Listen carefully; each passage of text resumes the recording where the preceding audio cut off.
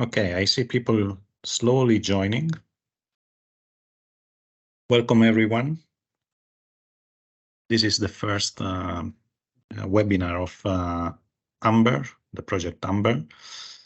For your information, all of you are mute, but if you have questions, please write in the chat and I will read for the presenter. And we are also recording this, so the video will be available between tomorrow and the day after.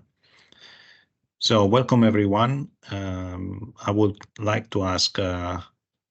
José Luis Vivente, the coordinator of AMBHER, to give an introduction of the project. Thank you, Fausto. I will use good presentation mode. Yeah, okay, I see. Do you see my screen? Yes, no? Yes. Yeah. Please go on. Okay. So I will do a small brief introduction of AMBHER, that stands for ammonia MOF-based hydrogen storage for Europe.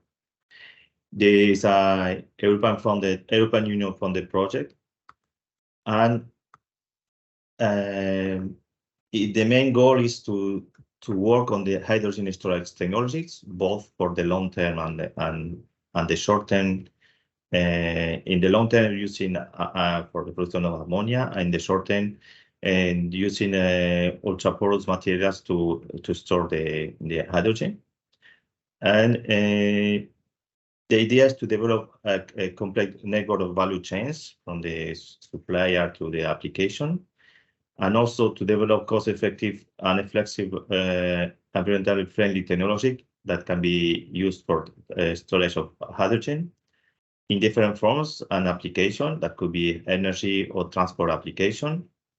And also develop new business opportunities, developing metal organic frameworks for the hydrogen storage to be integrated in storage vessels that will be designed to reduce the cost as well for mobility application, and also developing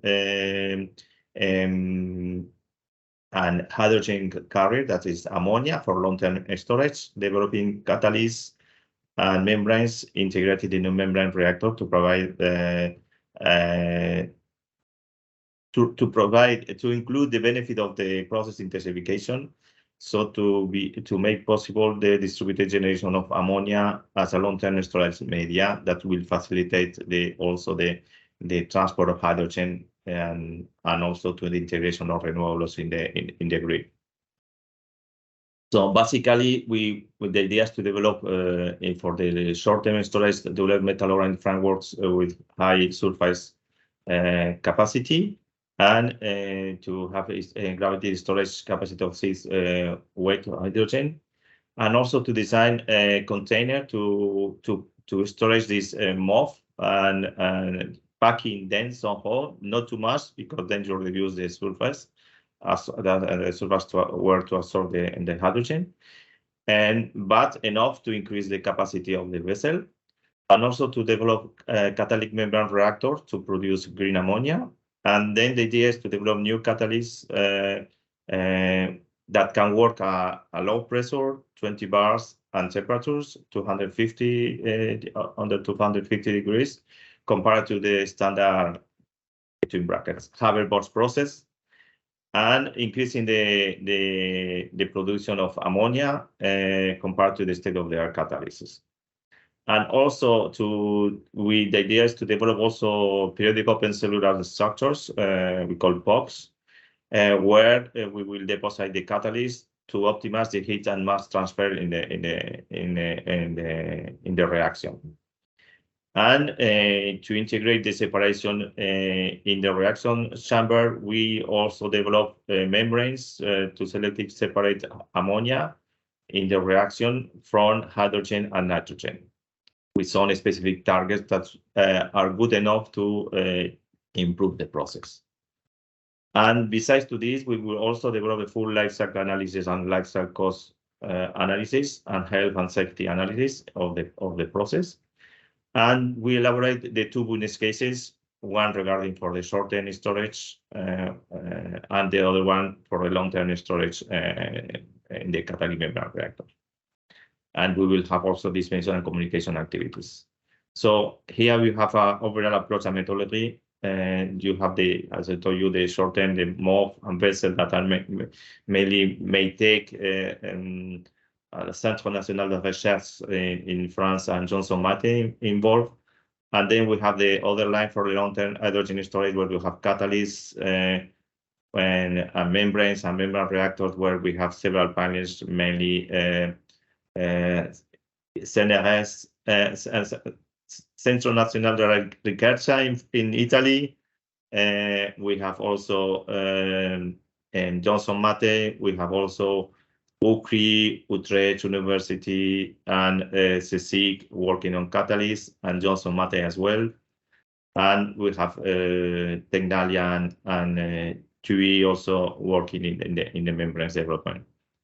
And then we have there will be some activities at lab scale, and then we have the prototype development for both the vessel with the scaling up the MOF to have enough quantity to be included in the vessel we want to develop, and also we have a prototype for showing the ammonia synthesis through a catalytic membrane reactor, where it's mainly Eindhoven working, and ThyssenKrupp is where specification. And for the vessel is mainly Maytag and Johnson Matthey working on it.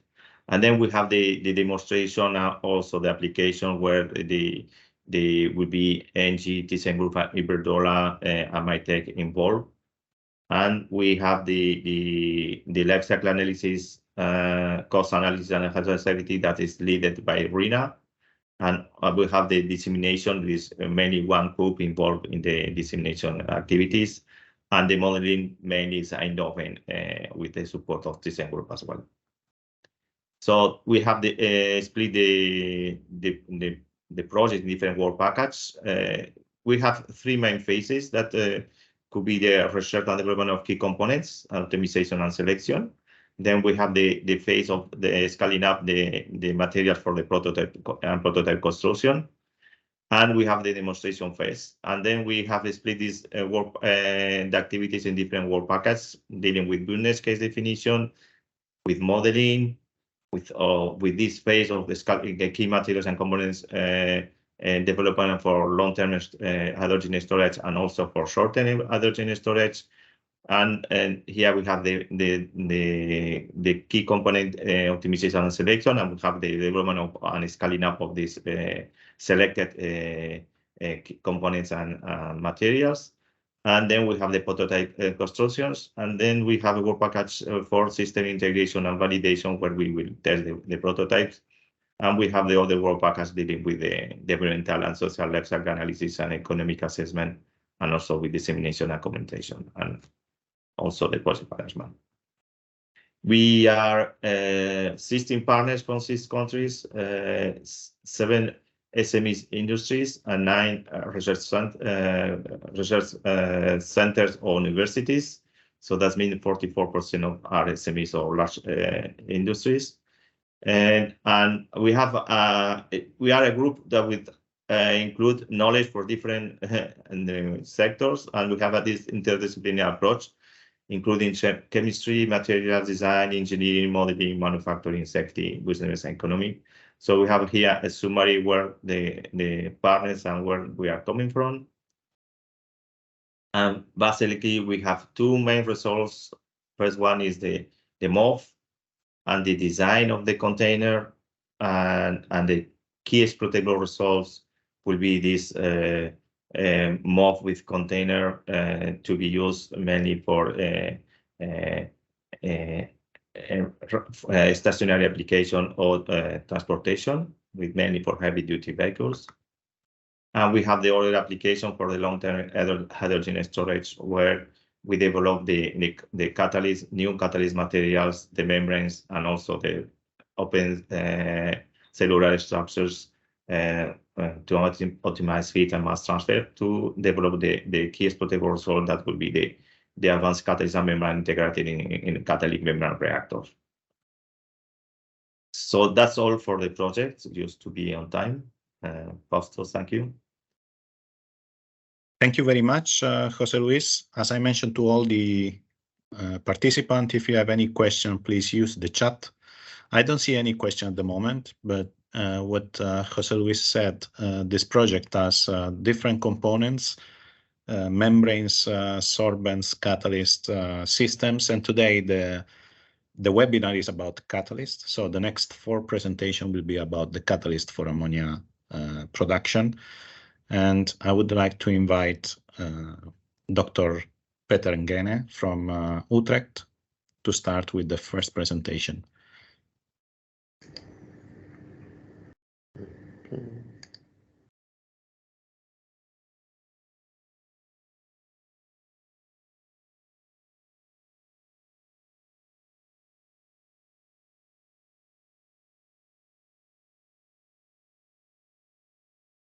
I'm trying to share my slide.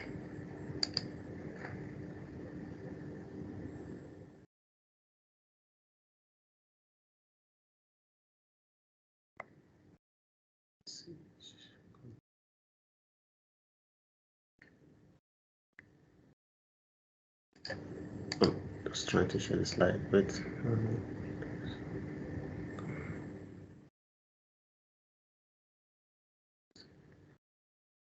can you see that anymore?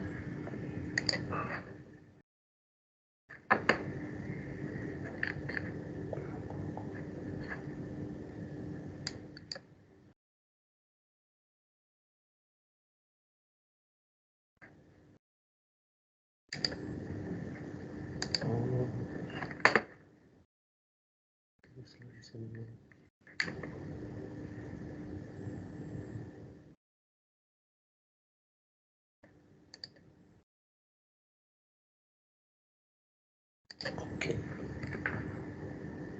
Can you see my slides? Okay. Yes, we can. Please go. Okay.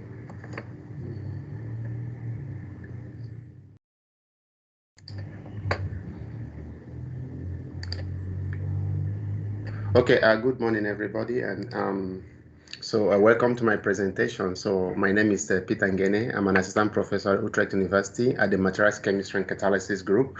So in this presentation, I'll be talking about metal hydride-based nanocomposites as transition metal-free catalyst for ammonia synthesis. So basically, our work basically is all about looking at materials for energy and environmental sustainability. We look at high energy density batteries, basically to convert to store energy, but also looking at energy conversion, such as synthesis of ammonia in this case, or liquid organic hydrogen carriers. And the idea is just to bridge this gap, trying to find a way to not only to store energy, but also to convert it in different formats. So we're also active in CO2 electron reduction in this case, but the topic of today is mainly about energy storage, which is in the form of ammonia. So ammonia is regarded as a very good energy carrier, simply because ammonia, as most of us might know, let me see if I get this laser pointer. So as ammonia has a very high energy density. It contains about 17.7% hydrogen, weight percent hydrogen, and it's one of those chemicals that is really widely produced industrially. So using the Haber-Bosch process that has been developed almost 100 years ago, ease of storage. So there's already a lot of storage network. We do have very good experience on how to store ammonia at large scale. And also, as I said, it can provide hydrogen. And then the idea from many parts of the world is to synthesize, if we can make hydrogen from solar panel, solar cells, and also even wind energy, then we can actually use hydrogen to react with nitrogen to actually make ammonia. And this ammonia can be shipped across the world, actually, to provide hydrogen that we can combine together with a fuel cell to drive car or to do other things, or to use to even produce other chemicals. So ammonia, many people think is going to play an increasing role as a very good energy carrier, and that's why we're working on this. So despite the fact that ammonia synthesis is ammonia can be synthesized in different formats, it's already known that ammonia can be synthesized in different formats, especially using the Haber-Bosch process, which has already been well developed. But there are some challenges. Right now, the synthesis is done at very high temperature, as you can, and high pressure, as I will show a bit later. So it is basically about the kinetics of this material, because if you see that the enthalpy for this reaction is actually a negative, so which means that it's actually a kind of spontaneous process that should happen, but in terms of yield, then we need to go to high temperature and pressure because of some consideration I'm going to show here. So the major thing is about the fact that nitrogen, so dinitrogen, has a triple bond, and breaking this triple bond of dinitrogen requires a lot of energy to break this bond. You can see about 950 kilojoule per mole. So and when you now break this the triple bond, and then the nitrogen that is already, so the atomic nitrogen will now combine with hydrogen and then to form ammonia. And normally here we do not put any we did not take the barrier for the dissociation of hydrogen into consideration, simply because most times this catalyst that is used for this synthesis, especially like ruthenium, actually there's no energy barrier for the dissociation of hydrogen on this metal. So most times, the energy penalty is actually based on the fact that we want to break this strong bond of nitrogen to form ammonia. And over the years, these are basically the history about ammonia synthesis, starting from the Haber-Bosch that use iron-based catalysts with all kind of additives, alumina, potassium oxide, calcium oxide, and actually, well, this is still a black box. Iron is the active catalyst here, but you need all these promoters, actually, an additive to increase the activity of this catalyst, and it's still not really completely known, even after this 100 years, what exactly these additives do. There's still a lot of debate about it. Then after that, in the 1970s, there is now the alkali metal ruthenium. So you have ruthenium as the active catalyst, in this case, very active, but yeah, we know that ruthenium is also very, very expensive. And there have been a lot of other development, cobalt, molybdenum nitride, and in our recent time, which is where we are interested right now, is also the 3D transition metal alkali hydride that's been developed actually to you can see it is really within our time. Also, of course, it's within our time, but this is the focus of my presentation, and that is what I'm going to focus on. So it was the seminal work from the group of Pinchen from Dalian Institute. They have been working on ammonia, on not really ammonia, but metal hydride for the storage of hydrogen. So when you heat metal hydrides, they can decompose to give you hydrogen. And they were working on this lithium nitride actually as a way to store hydrogen. But then they realized that actually some of the decomposition product of lithium imide actually involves ammonia. And then from there, they're like, okay, how can we now? It means that we can actually maybe make ammonia from lithium nitride under hydrogen and nitrogen. And they did a lot of work, but this is the seminal work that really showed that when you have transition metals, in this case, manganese, iron, or cobalt, and then you combine them with lithium hydride, that actually you can begin to produce ammonia actually at moderate temperature. Why do we want moderate temperature ammonia synthesis. Of course, if we can source hydrogen from electrolyzers at low pressure, then it will be very good that we can use those kind of hydrogen to produce ammonia without having to compress this hydrogen at this high pressure. So they did show that indeed, at moderate conditions, I think this is at even at atmospheric nitrogen pressure, that you can actually release ammonia from this compound when you just put manganese together with lithium hydride or any of these. And they did try to go into detail to actually find the reaction mechanism for this. And just to cut the long story short, what they've really found out is that when you use this lithium nitride, or if you use lithium or any alkaline hydride, and then you combine them with transition metal, that what happens is that you can break the scaling relationship for nitrogen and its intermediate adsorption on transition metals. So you have one site that activates the nitrogen, and then another site that activates the hydrogen. And by this breaking the scaling relationship, you are able to actually produce ammonia at moderate temperature, as they show in this case. So this is actually what led to a lot of interest in looking at materials for new hydride-based materials for ammonia synthesis. And for us in Utrecht University, we have also been working on metal hydride for a very long time. Actually, I did my PhD on trying to destabilize this hydride actually to produce hydrogen at moderate temperature. So our approach has always been to, you have metal hydride, you try to confine them, and you try to nanostructure them by confining them in a matrix. And some of these matrix can be carbon, metal organic framework, or metal oxide. In this case, I see this is basically carbon. So you get your metal hydride, you put them in this nanoporous material. Why do we want to do that? We want to use a particle size effect. We do know that when you reduce these particles to very small dimensions, that a lot of things can happen because of also interfacial interactions, and also just the fact that you have a lot of interfaces that are more active. Then we can also use it to, you can also have interaction between the hydride itself and the scaffolds, and then this can also even change the thermodynamics of hydrogen absorption and desorption in this material.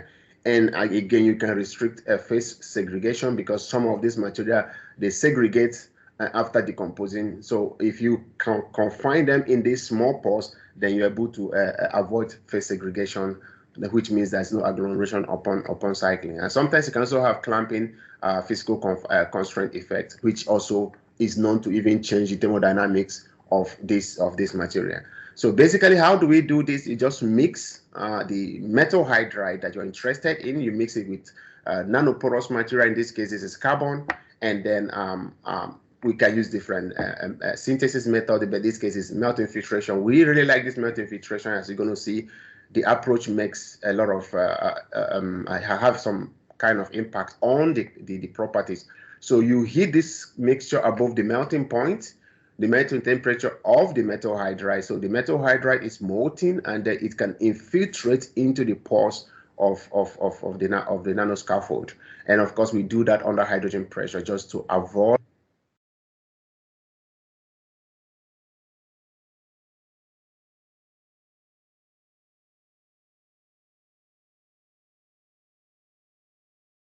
I don't see you anymore, Peter.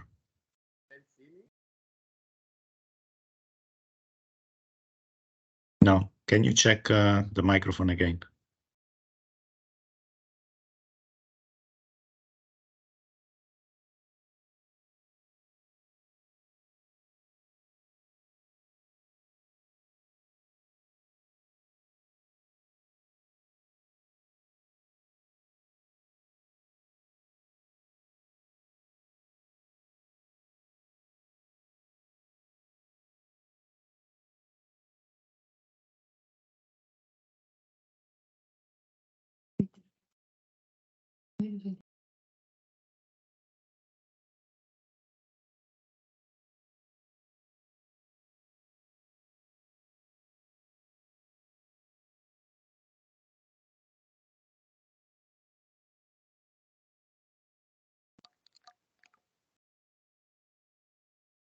Try again, Peter. Hear me, right? Yeah, now yes. Yeah, nothing happened actually. The setting has been the same, so I don't know what is wrong with the network then. Yeah. Okay. Please continue. Okay, so in this case, we can see that actually the if you have something like lithium hydride, if you put this lithium hydride into this nanoscaffold, for example, you do see that if you have just pure lithium hydride, you need about 500 degrees centigrade for it to start decomposing. By just putting it in carbon, you see already at 100 degrees centigrade that you can already begin to release hydrogen from this lithium hydride. So there's a huge thermodynamic destabilization just for the fact that you can put this this nanoparticle in carbon. So we do know there's a lot of interaction. Also, the same thing even when you have complex hydride like lithium borohydride. In this case, when if you put it in nanoporous material, what you see is that the temperature at which it releases hydrogen is decreased by more than 200 in some cases. So this is what we wanted to try to see. Okay, how does can this also be used for ammonia synthesis in this case? And also, this is a seminal work in this case. In this, so we just picked some metal hydride, in this case potassium hydride. We treat it, melt, infiltrate it into the graphite. By time we treat it at high temperature, we do observe that there's intercalation. What do we have is that there is the intercalation of both the potassium cation and then some hydride anion inside the graphene layers, as depicted here, inside the graphene layer. So you can see that both the potassium and hydrogen are all intercalated in this material, and you can see this by the change in the from the XRD that really matches this potassium hydride carbide phase that has been reported in literature before, but nobody shows that this is really used for catalysis. People have studied potassium intercalated compound in time past. I think what is happening now is you can see. Okay. And so we try to characterize this sample, and what we can see here is that if you look into detail here, we do see actually that the expansion of the graphene layers because of the intercalation of this potassium and hydride into this. So the despacing of the graphene layer is a bit higher than that it should actually be, and that's just the summary of this. And surprisingly, we look at the catalysis. We did see that actually already at 250 degrees centigrade, we can have a sign of ammonia conversion of nitrogen. So which means we can make ammonia in this case. We see already at 250 degrees centigrade. As you increase the temperature, then also the amount of ammonia produced is actually increased in this case. And these are the conditions. We use 10 bar of hydrogen and 10 bar of a mixture of hydrogen and nitrogen. And then the synthesis is done between 250 to 400 degrees centigrade. And then, and using this space hour velocity. And then these are the amount of, the space hour velocity that we have in this case.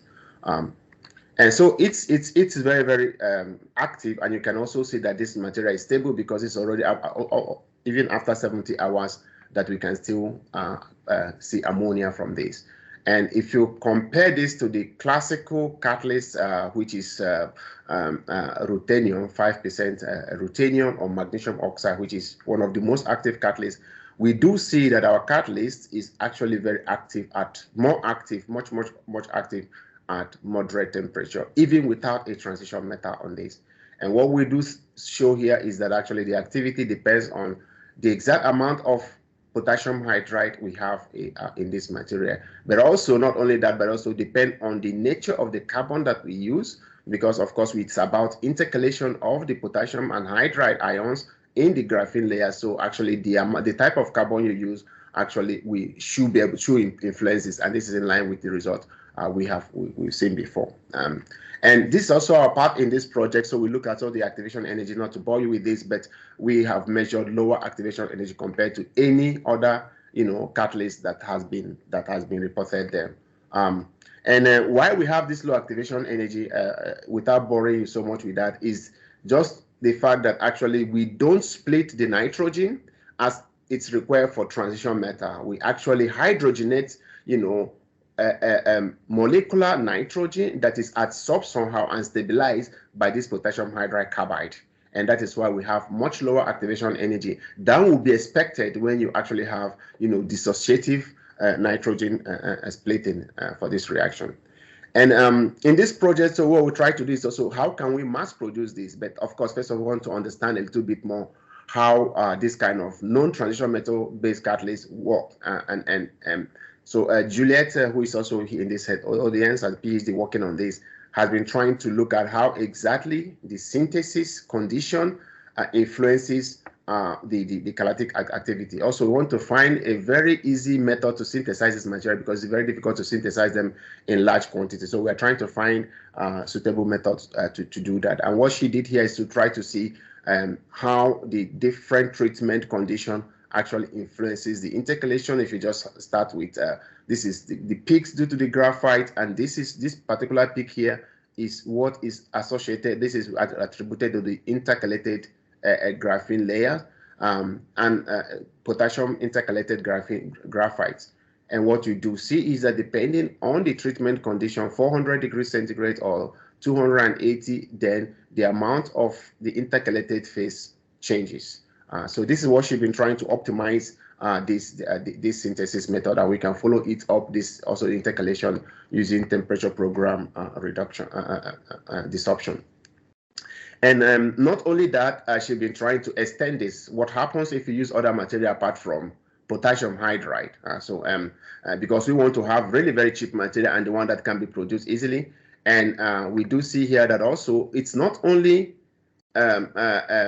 potassium hydride that is active, but also she showed for the first time actually that when you also have sodium, that sodium hydride, if you start with sodium hydride, that also sodium hydride is active. And also the activity and the ammonia production rate actually depends on the amount of the hydride phase that you have. In this case, 10% sodium carbide seems to to be very, very good, to be comparable also even with 15 weight percent potassium hydride. So these are all preliminary results, and she's really busy trying to really disentangle a lot of effects about this. But what I want to also show is here, because of the fact that we want to produce large quantity of this, so we try, okay, can we also do this with ball milling?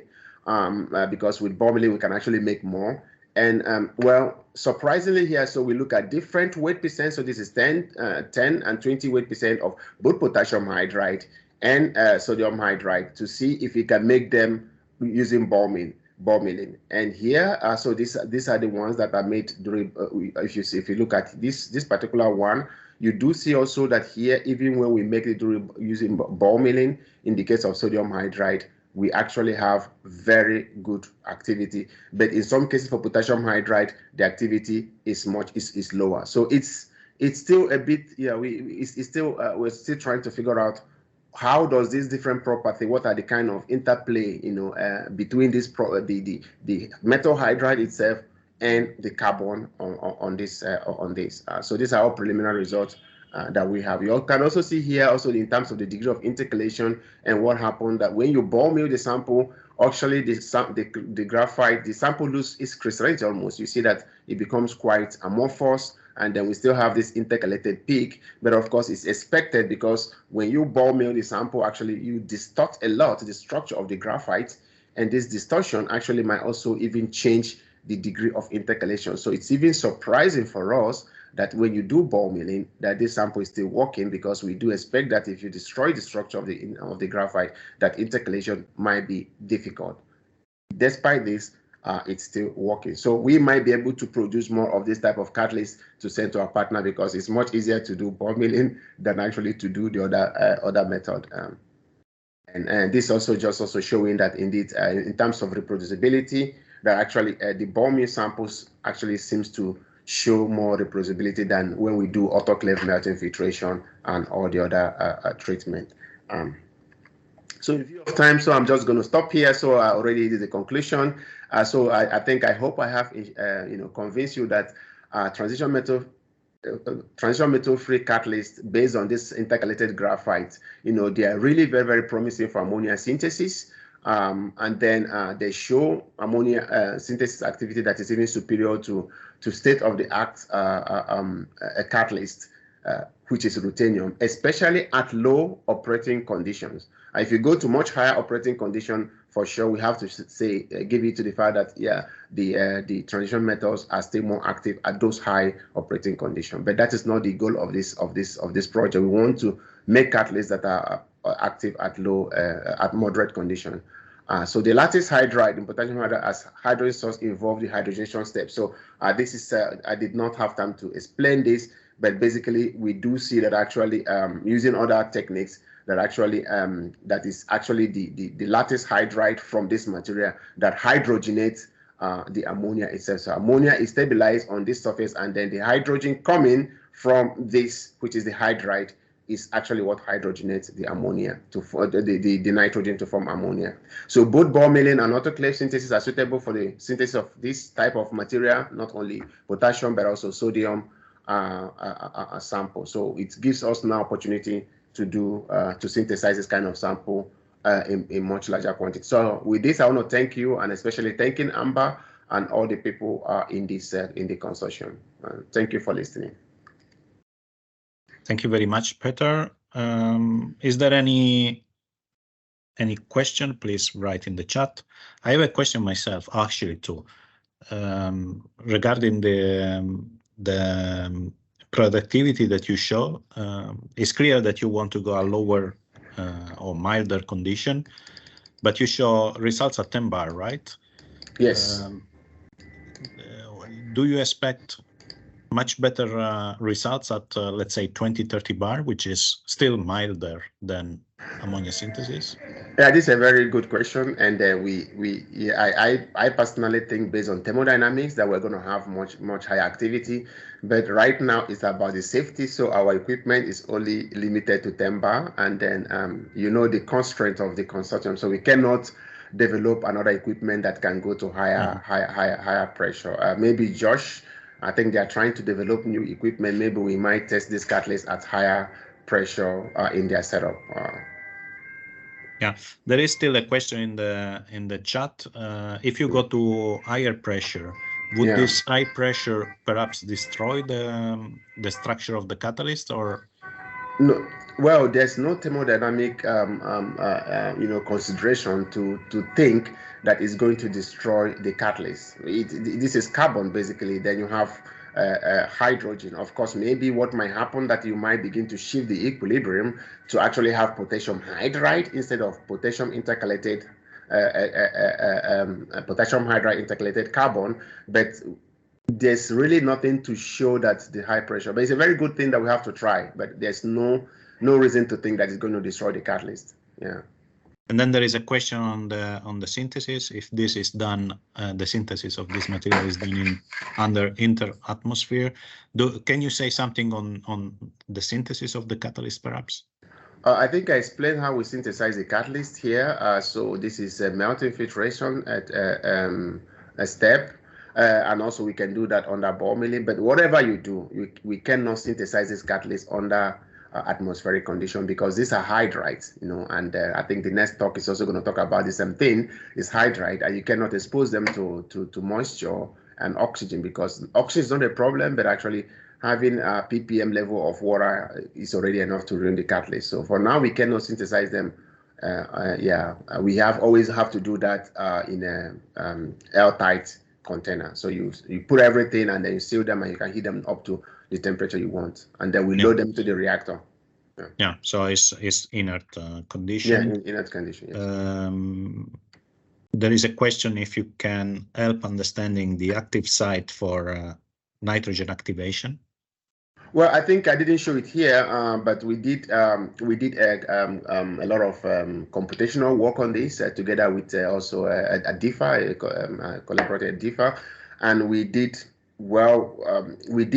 what we observe is that what the conclusion is that the nitrogen is stabilized by the potassium hydride carbide as a catalyst itself, and then the hydride in this sample actually donates its electron, because hydride is a high electron donor. So they donate electron to the nitrogen actually to stabilize this, and in the presence of another hydrogen, you're able to now hydrogenate it to form ammonia. So this is so the entire material serves as the active center for the active center. Okay, and then I will take a final question for the time being. If you can say what is the most challenging step in the synthesis procedure, and I guess this refers to a scaling up. Yeah, I think the most challenging part is the fact that these materials are very difficult to handle, and then yeah, if we have this ball milling step, if we, like Juliette have shown now that at least with ball milling it works, then I think it's going to be much easier for us, because it's the handling. So is that they are all sensitive material. You have to prepare them in the glove box, and if you take too much, if you try to prepare a lot of sample at the same time, then you have reproducibility is not always good. And then you don't have some phase segregation. You have some part that might be potassium hydride, some part that might just be carbon, and this is also what you see. Then you begin to see that we have two carbon peaks, one intercalated and one bulk. So the synthesis is still a very big challenge, reproducibility. Yeah. Okay. Thank you very much, Peter. The presentation, as we said, at least the recording will be available, and we will see if we can share also the presentations. Thank you again, Peter. Welcome. And I would like to ask the second presenter, Dr. Joshua Makepeace, to start the presentation. Perhaps you can stop sharing, Peter.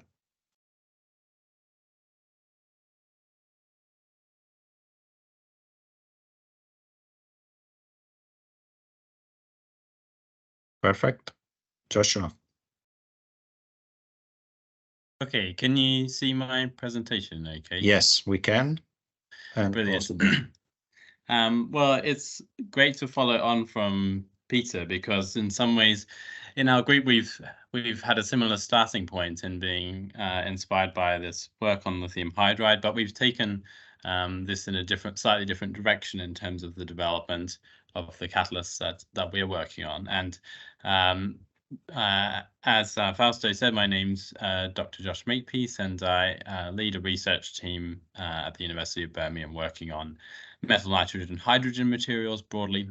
And I'm going to tell you a little bit about our kind of motivation and initial research directions in terms of the AMBHER project. So, we've been motivated, I guess, in the development of these new catalyst types by an evolution in an approach to designing active ammonia synthesis catalysts. So, in terms of the long history of ammonia synthesis catalyst, we've seen the development of these kind of two types of catalysts that are used in industrial settings. So the first generation catalysts were just simple metal systems or metal oxide systems, which were reduced in situ. And over time, as Peter mentioned, these catalyst formulations have been developed to include various promoters, so electronic and structural promoters. And we could take an example of that kind of formulation here in this cesium, ruthenium, magnesium oxide system, which is kind of seen as one of the most active ammonia synthesis catalyst formulations. And we have that existing as three components. So we have this transition metal active site, we have a support which, broadly speaking, disperses the metal nanoparticles and provides high surface area for the reaction. And then thirdly, we have a promoter, which is often an alkali metal or an alkaline earth metal. And as Peter alluded to, there's some debate about the precise role of these, but it's broadly understood to have an electronic effect in terms of electron donation to the transition metal, which aids the interaction with the reactant gases. So this has been the way that the catalysts have generally been developed in ammonia synthesis. and this leads to these kinds of volcano plots where different metals have been examined for their catalytic activity here versus their binding strength to nitrogen. And we see this kind of intuitive relationship where an intermediate binding strength for nitrogen gives you the best activity. However, if we're starting to think about driving catalysts to lower temperature activity, we can see that the existing formulations don't really live up to the task. So this is a survey of catalyst efficiency, which is, if you like, how close the catalyst is performing to the thermodynamic limit under its given conditions versus temperature here. And we can see a whole raft of different catalysts, but certainly that the efficiency of those catalysts drops off quite dramatically as we drop to lower temperature. And so this quest for lower temperature ammonia synthesis activity has led to a kind of expansion of approaches to the design of catalysts. And you've seen Peter's nanostructuring approach that's been employed very effectively. A couple of the directions that we're particularly interested in are what you would call kind of multi-site catalysis, where instead of these kind of promoters having a relatively passive role, we're seeing the development of catalyst systems where the support is really thought of as more of a co-catalyst, where exchange of reactive species between the metal and the support has been documented, or even these multi-site catalysts where different parts of the ammonia synthesis reaction happen on different components of the catalyst. And certainly these seem to be some of the most promising formulations in terms of low temperature activity. This work was kind of started in some ways around a decade ago with the exploration of this porous calcium aluminate system, which has these kind of cage-like structures which have framework electrons trapped within them. And this work was reported by the Sono group in Tokyo, where they used this material to support ruthenium nanoclusters. And what they initially were hoping was that this would be a very strong electron donator in the kind of tradition of electron promoting additives, which indeed it is. But they also noticed that it had a secondary effect where hydrogen could interact with electrons in those cages, reversibly forming hydrides.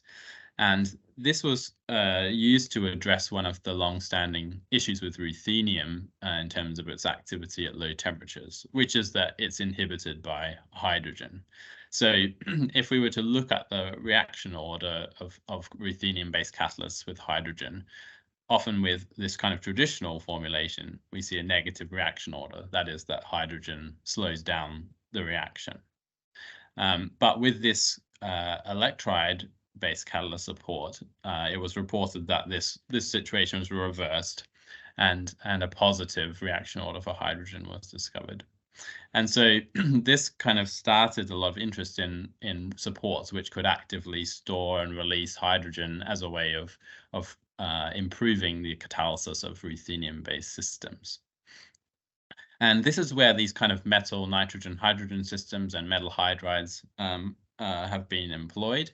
So there was a calcium subnitride system, which is also an electride, which can reversibly convert to the calcium nitride hydride. There's been some investigations of calcium imide and amide, and various kind of non-stoichiometric hydrides as materials which could exchange hydrogen from the surface of the catalyst. So this is this kind of beginning of this multi-site catalyst process. Unfortunately, with those reactions, you're still relying on the catalysis to happen on the transition metal surface. And I'm going to talk a bit about the scaling relationship that Peter introduced, which is this idea that, it's the limiting step is essentially, activating nitrogen. And so we're often seeking to to make it easier for the transition metal surface or catalyst surface to activate nitrogen. And there's some activation energy associated with that. Unfortunately, what seems to happen is that as you lower the activation energy, making it easier to activate your nitrogen gas, you also deepen the energy well with which you bind the nitrogen to the surface. So the more easily you activate it, the more strongly the surface will then bind it. And that then limits the catalysis, because we know this idea that we need to be able to release the bound products as well for the catalytic reaction to happen. And so this is this idea of this scaling relationship, and that we kind of stuck on this line that represents this scaling relationship, when higher activity formulations in this kind of red area are some way away from that. And so there's been interest in whether these scaling relationships could be broken or bent, I suppose, by playing around with multi-site formulations. And there have been a few examples of these multi-site catalyst formulations in the literature recently. So the example that Peter introduced, this lithium hydride transition metal system, where the nitrogen is proposed to break up on the transition metal and is then transferred into the lithium hydride, where it's able to be hydrogenated. And I'll say a bit more about that in a moment. But also recently seen this kind of lanthanum nitride nickel catalyst system, where nitrogen vacancies in the nitride material are said to activate nitrogen, and the hydrogenation step happens via the nickel. So there's kind of interest and proposals that these kind of systems are trying to move away from this scaling relationship. So, to say this in a little bit more detail, this is the dissociative mechanism of ammonia synthesis, where nitrogen and hydrogen break up on the surface of your catalyst and are hydrogenated and then released as ammonia. And in a traditional catalyst formulation, that all has to happen on your metal surface. If we look at this kind of hydrogen hydride-based system, the lithium hydride-based system, the change is that the nitrogen splitting happens on the metal surface, but then the rest of the hydrogenation and ammonia release happens on the lithium hydride. And this is this idea of multi-site catalysis. And there's some good evidence for that in terms of the infrared spectroscopy that was collected on some of these transition metal lithium hydride composites, which showed the formation of NH and NH2 groups within the system when you react this composite with nitrogen. And so this idea that the nitrogen is being broken up by the transition metal and forming these amide and imide groups within the lithium hydride. And this led to vastly superior ammonia synthesis activity in these systems when you had the hydride and the metal compared to the metal on its own. Indeed, activating metals that aren't traditionally thought of as very active ammonia synthesis catalysts. So we had a look at these materials with some in situ neutron powder diffraction, where we're looking at the structure of the catalyst as it's undergoing ammonia synthesis reactions. And we looked at this lithium hydride or lithium deuteride and ion system. And what we found was, as we increased the temperature and saw enhanced ammonia production, we saw in our diffraction data here, whilst largely the lithium hydride was present, we began to see the appearance of extra peaks in the diffraction pattern. And this was kind of evidence for the formation of a new phase, which turns out to be a lithium imide phase. And so we were seeing this kind of bulk formation of these materials, so that it wasn't just staying as the hydride, it was converting into a nitrogen-containing material. And that's prompted us to look at these metal nitrogen hydrogen materials as potential ammonia synthesis catalysts in their own right. So the kinds of materials that we're interested in, these metal nitrogen hydrogen materials, I give an example in this lithium nitrogen hydrogen system. So as we kind of look at this ternary phase diagram here, we're quite interested in these materials in the center here. So in the very hydrogen poor end of that phase diagram, we've got lithium nitride hydride, where we have nitride and hydride ions in the solid. As we increase the amount of hydrogen, we form this imide phase and increase further to form this amide phase. And this is quite interesting to us because you can actually form mixed phases between all of these. And so we thought kind of kinetically that might be more favorable in terms of incorporating imide and amide groups within the material, rather than starting in lithium hydride, which has a very different structure. So we thought about this nitride hydride as an interesting alternative approach. So, you know, this structural similarity between this imide phase, this amide phase, and this nitride hydride phase, and I put these structures up to kind of illustrate the similarity between them. The structural similarity allows a kind of reversible compositional change between lots of different fragments of ammonia in the ionic state. So we've got nitride, hydride, imide, and amide. And the fact that this structure can kind of accommodate these different fragments was our rationale for thinking that they should be promising ammonia synthesis catalysts, because we're kind of combining this idea of this two-site catalysis in the lithium hydride system with the kind of hydrogen storage aspect of the earlier ruthenium-based systems, where we can have one catalyst system that can store all sorts of different fragments which might be inhibiting the surface chemistry of the transition metal. So returning to this kind of idea of this kind of active catalyst formulation that we talked about before, we proposed this idea of having this kind of mixed lithium, nitrogen, hydrogen catalyst support or co-catalyst, where it could reversibly store these wide variety of anion compositions. So we could go all the way from 2/3 amide in the material right down to the majority of it being nitride and hydride. So that was kind of the motivation for the work that we've started in this area. And so the preliminary work we did, which Manoj, who was a postdoc in the group some time ago, looked at this lithium nitride hydride system.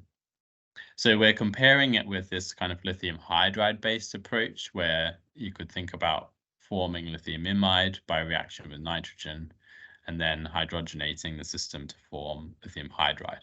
And you can do that either as a catalytic regime, which is what we're doing in the AMBHER project, or in this earlier work, we did it in 2 separate steps in a chemical looping ammonia synthesis process. We were proposing this alternative based on lithium nitride hydride, where you form lithium imide with some lithium nitride, but crucially that was able to happen via these mixed phase compositions, which should hopefully improve the kinetics. And then you could rehydrogenate the material to form the nitride hydride. But again, we wanted to stay in this kind of off stoichiometry regime.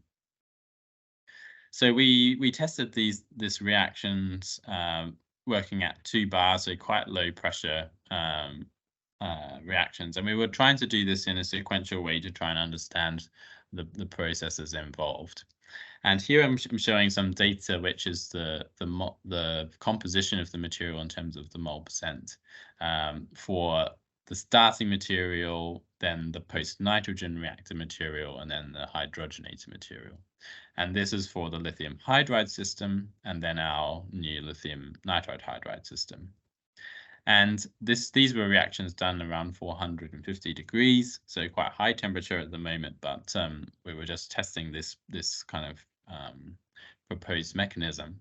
And what we could see with the hydride system is that only a very small amount of it is able to convert to this nitrogen containing phase. So we see, a relatively large retainment of the lithium hydride structure, which then is reformed when we hydrogenate it and produce the ammonia. In contrast, the lithium nitride hydride, this orange section, converts quite significantly into this mixed phase system of this solid solution nitride hydride, imide phase, and lithium nitride. And we're able to go from a hydrogen-rich form when we react with nitrogen, and then hydrogenate that, producing ammonia and going back to a hydrogen-poor system. And so we are kind of encouraged by the fact that the nitride hydrides seem to react much more strongly with hydrogen under the same conditions. We also looked, of course, at these transition metal composites, and what we saw then was when we used the transition metal composite, we saw even more incorporation, even stronger reaction with the nitrogen. So this was quite promising for our proposal that this phase should have preferable kinetics.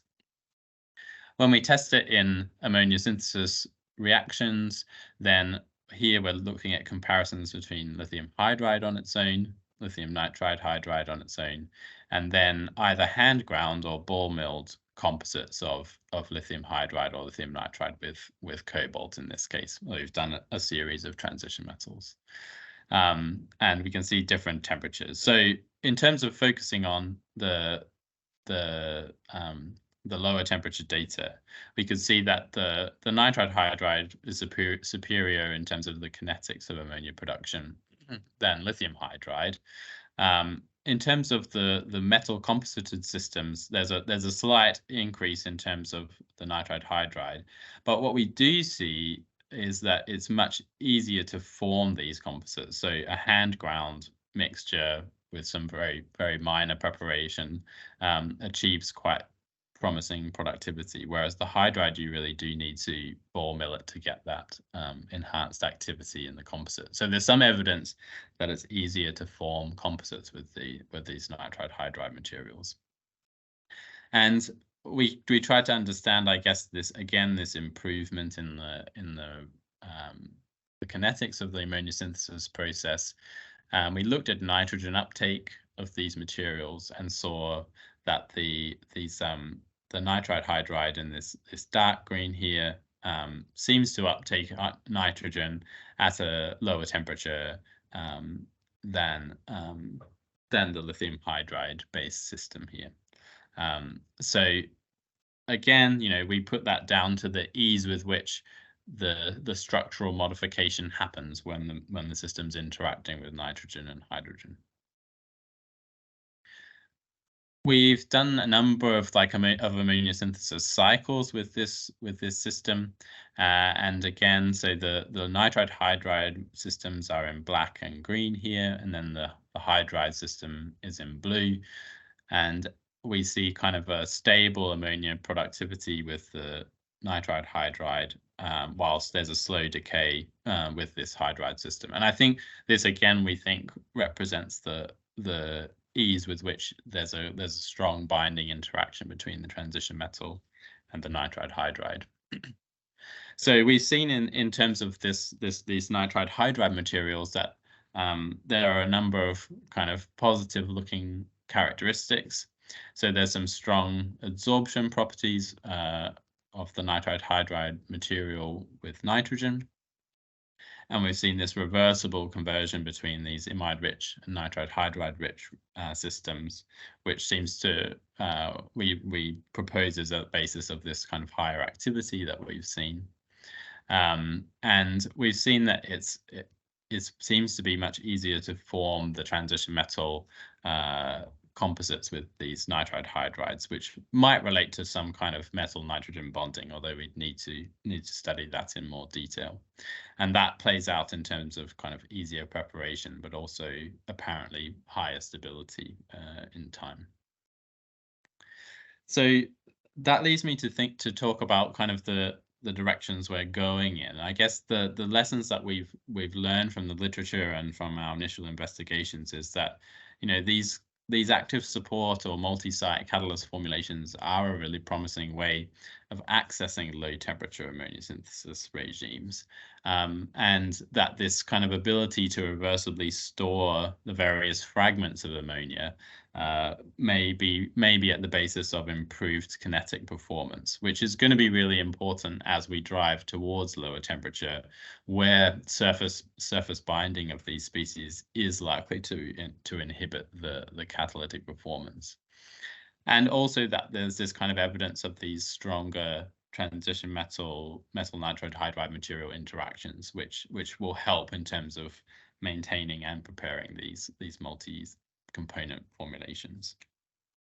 So I don't have time to kind of go into the details of this in this webinar, maybe a future webinar. But in terms of where we're moving this work forward, we're kind of gone from these lithium nitride hydride transition metal systems, and Esri, who's doing her PhD in this area, is looking at modifications in terms of the specific nitride hydride materials that we're working with. So we've done some work on this. It's a strontium lithium based system and a calcium based system. And Fatima, who's a research fellow in the group, is really looking at improving the surface properties and morphological control of these formulations, because so far we've really done nothing in terms of traditional catalytic formulation nanostructuring, and we think that's also an area where there's significant room to improve the kinetic performance. You know, we only have to look at the work that Peter presented earlier to see that nanostructured catalyst formulations have a really promising performance. So that just leaves me to wrap up and thank the research group for all their efforts in the lab, Manoj, who did some of this early work on lithium nitride hydride, colleagues at ISIS who helped us with the neutron experiment that I presented, our analytical facility team who keep our equipment running well, and of course the AMBHER colleagues and the funders for support. So thanks very much for your attention. Thank you very much, Joshua. Is there any question? Please write in the chat. Do you expect to explore non-critical raw materials? Yeah, it's a good point. So obviously, I guess the ruthenium and the lithium are the ones that you might be referring to there. So yeah, we're certainly trying to move away from ruthenium-based systems. In terms of the lithium nitride hydride material, we've focused on nickel, cobalt, iron as our transition metals of choice. Now, nickel has some of its own issues, as well as cobalt, but we'd like to work with kind of iron or nickel systems. The lithium obviously has a lot of attention on its criticality in terms of electric vehicles. And that's part of our motivation for looking at alternative nitride hydride materials. It's worth saying that the amount of lithium in these kind of catalyst formulations is probably a lot less than the amount of lithium that's needed for electric vehicles. But I think it's a fair point that we want to move away from those. Unfortunately, the lithium-containing systems seem to have some kind of special properties in these systems, but we're certainly working on that. Thank you. Any other question?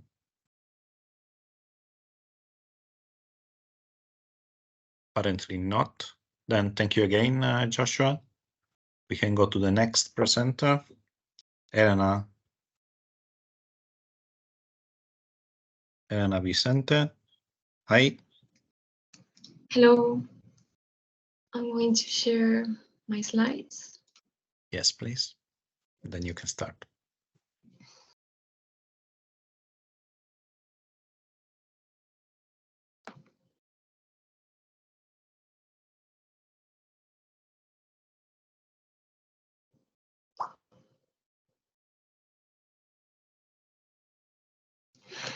Okay, hi, good morning. My name is Elena Vicente Cayuela, and I'm a PhD student at ITQ CSIC, and I'm going to present the work that we are doing for the AMBHER project. which is based on developing nanoclusters and nanoparticles, supported nanoclusters and nanoparticles. So I'm going to repeat some of the things that our partners already said, but I'll go very briefly. So ammonia synthesis is it requires a lot of energy nowadays, and releases a lot of CO2 emissions. And the AMBHER process is still used, even though it was invented 100 years ago, along with iron-based catalysts and some other promoters, and still working at very harsh conditions. So at the end of the 20th century, the focus was on developing ruthenium-based catalysts that were able to work at milder conditions, though these are not still widely used in the industry, or since, first of all, ruthenium is very expensive, and these catalysts typically also suffer from hydrogen poisoning, where basically the hydrogen absorption competes with the nitrogen absorption, and this has not been, for this reason, it's not been able to overcome the high cost of this catalyst. But in the last decades, the focus has also been for thermal catalysis to develop advanced ruthenium formulations and other transition metal-based formulations, as our colleagues from the University of Birmingham and are developing, like transition metal hydrates, nitrates, electrolytes, and also lanthanides, oxide supports. Okay, and to understand our approach, I wanted to also remark some of the things that we're seeing in literature. So it's been seen that electron donating supports and promoters have been beneficial for ammonia production. They can, as Joshua said, they can act as co-catalysts. And for ruthenium-based catalysts, this has been seen because they are able to transfer electrons to the ruthenium B5 active site, and then to the antibonding P orbital of the strong bond of the nitrogen. And this way, we can decrease the energy required to break this bond, improving the ammonia synthesis rates.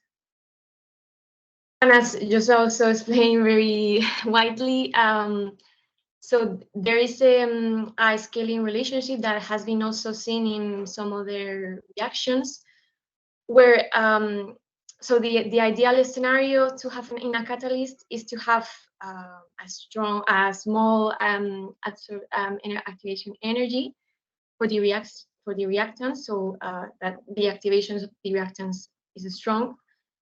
In our case, to easily break our nitrogen and hydrogen molecules, but this is typically also it comes with also, it has to come with a small absorption energy of the intermediates, so they are easily released. And so there's a limit in this. This is difficult because it exists a correlation between these two facts, thus showing a volcano plot relationship. That is really difficult to overcome, though in literature it has seen that for hydrates it has been overcome. But we'll also, from this volcano plot, we can also see the most active metals, and in our case, we also started with these metals for developing our catalysts. Okay, so some other completely different approach for ammonia reduction is to look at nature. Other approaches to electro and photocatalysis have focused on the nitrogenase, which is the only known enzyme that is able to catalyze nitrogen fixation. It's a really complex enzyme, and this process involves a lot of electron reactions, but it is basically made of redox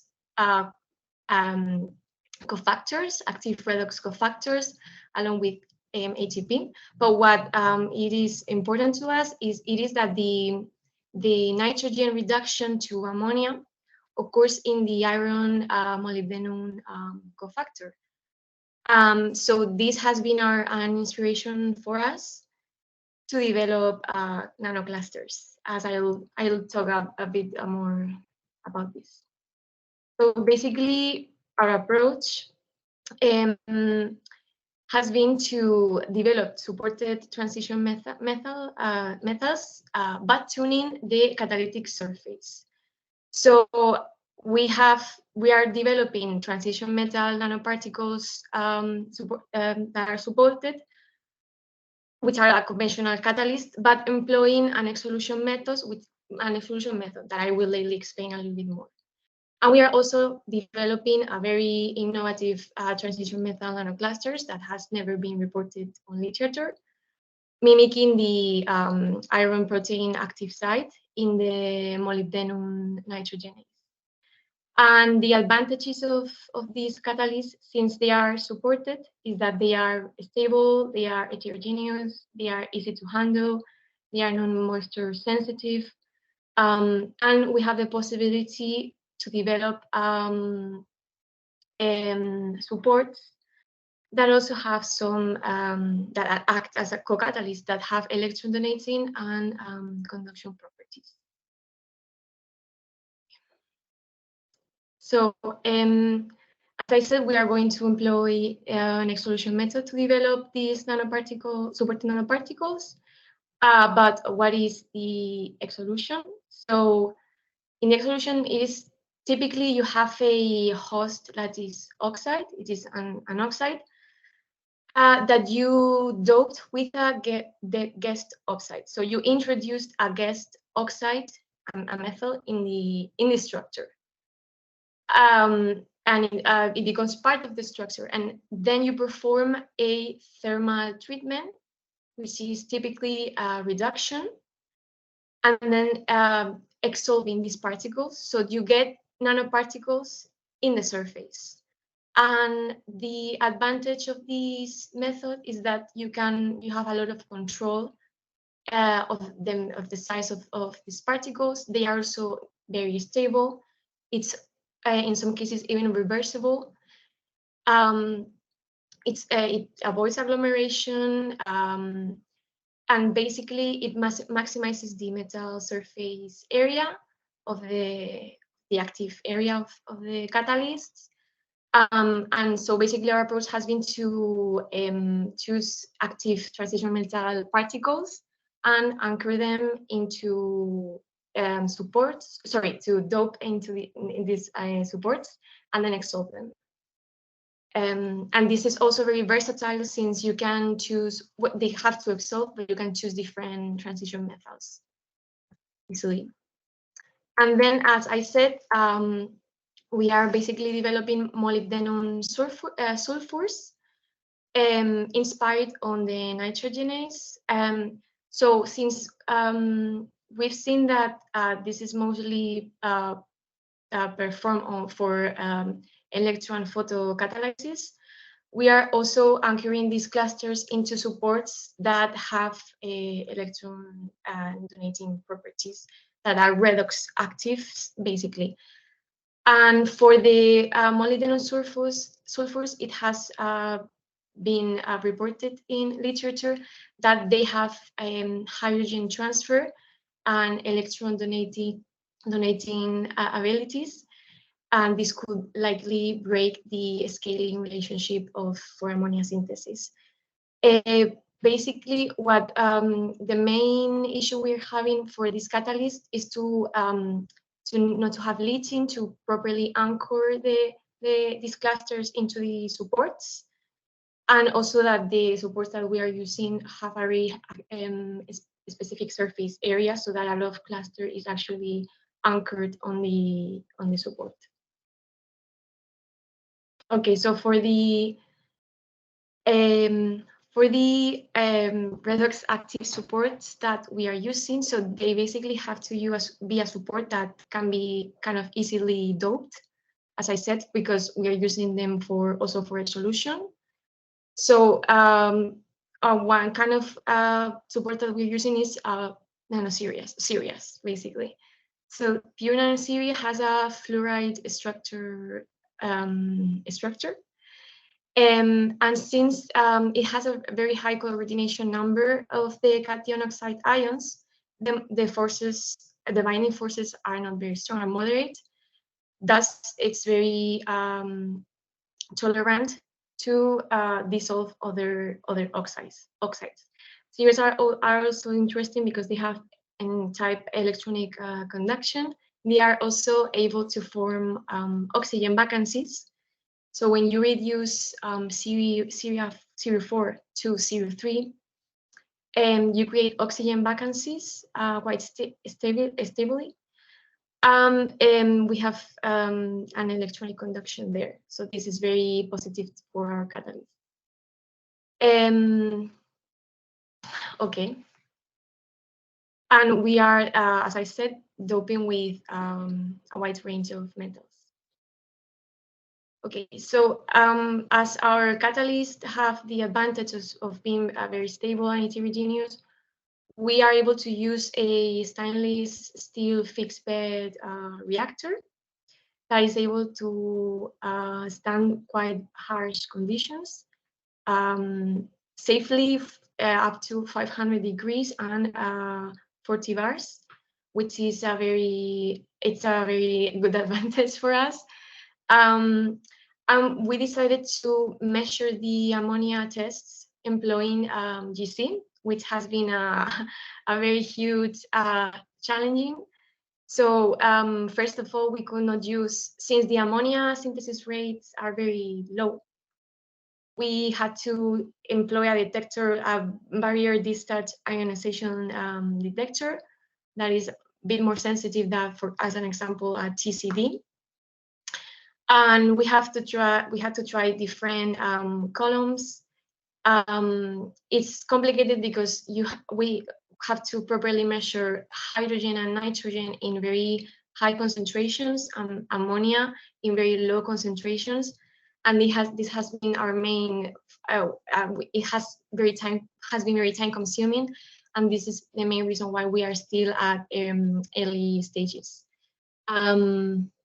But yeah, we're working on that. Okay, so I was a bit fast, sorry, but this is everything. Thank you for your attention. Thank you very much, Elena. Is there any question? Only congratulations. So there is a question on the detection limit of ammonia in your GC, the lowest detection limit. Yeah, so far we've been able to measure 100 ppms of ammonia, though we are still working on the calibration because it's also hard to find standard samples that have these very low ammonia concentrations. So we have ordered these, but it takes months to arrive. Yeah, but with samples that we've prepared ourselves, 100 ppm is kind of. But do you know what is the lowest limit? By any chance, you know? Not yet. Okay. So I guess the question was about that. What is the dimension of the nanocluster of catalyst you prepared? You mean in things like 20 nanometers? 20 you nanometers. have to go to TAM to see them. Yeah, okay. I'm just reading the question, sir. Any other question? Apparently not. Then thank you very much again, Elena. And we can go to the next presenter if you stop sharing. Then Antonio Vita from CNR can start presenting. Yes.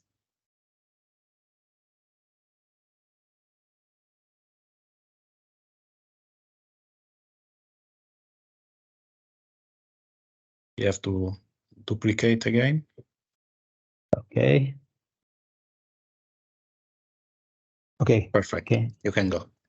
Thank you so much, Fausto. Good morning to everyone. This presentation relates on activity carried out on activation, catalytic activation of thermoconductive 3D printed periodic open cell structure for the intensification of ammonia synthesis. And I'm going to show you some slides on coating technique we develop and very preliminary performance of this kind of structured catalyst. This activity was carried out together with DNG, that is one of the partners of the AMBHER project, that in this case, in this FUP, work on manufacturing, additive manufacturing, to create the POX structure. So everything starts with manufacturing, additive manufacturing. The initial step is related with the design with using software, and then we have a 3D printing and manufacturing using a 3D printer using a selective laser metering technique. So what we have in the end is the final metal structure that we have to coat. So Henji prepared several samples. This technique is a very powerful tool to manufacture structured system. He will have the possibility to modify different parameters and obtain different structure with different property in terms of surface area, porosity, and also you can manage also different metal. So here we have an example or one of the type of structure manufactured by NG. This is passed on cubic cell and BCC cell. As you can see, if you change the strut diameter, or if you change the porosity, the properties of the structured system change. And what we have, for example, is to increase the strut diameter in your design. The porosity of the system will be reduced, and so the surface area of the system will be reduced. The specific surface area that is an important parameter for coating will be also reduced. So at level of design, we have a lot of possibility to produce structured POX with different characteristics. This is another sample. This is a Kelvin, a different structure, more complex respect the BBC structure. Also, in this case, we have a similar relation. Increasing the strut diameter means to decrease the porosity at the specific surface area. If you look to the SEM image, you can see some residual sphere. This is a residual material that comes from the manufacturing process that remain after the manufacturing in as-built sample. There is a possibility to remove it. For example, here we have some copper alloy passed sample in which a sandblasting technique was used to clean the surface, to remove any kind of traces of residual particles. But I will show you in the next slides maybe this is not good for coating. Maybe it's good to have also some anchoring point, can help to improve the adhesion, can help to improve the stability. I will show you in the next slides. So I just say that in AMBHER we tested different engine manufacturer, different material. Also nickel alloy, for example, is a very interesting material regarding the arc resistance to temperature, for example. And also easy to handle, for easily to manufacture. Here we have different configuration like hexa and tetra are other kind of side cell that can be produced. What we did at the beginning, it was some characterization or POX support we received. One of these, of course, it's important to understand which are the property of this system for pressure drop in relation to pressure drops. And in general, pressure drop is sensitive to the structured shape, to the different. For example, in this case, we have a BBC structure. This is a more open structure, show a lower pressure drops respect to a Kelvin base structure that show higher pressure drops, because it's a more complex this kind of configuration is characterized by a more complex network.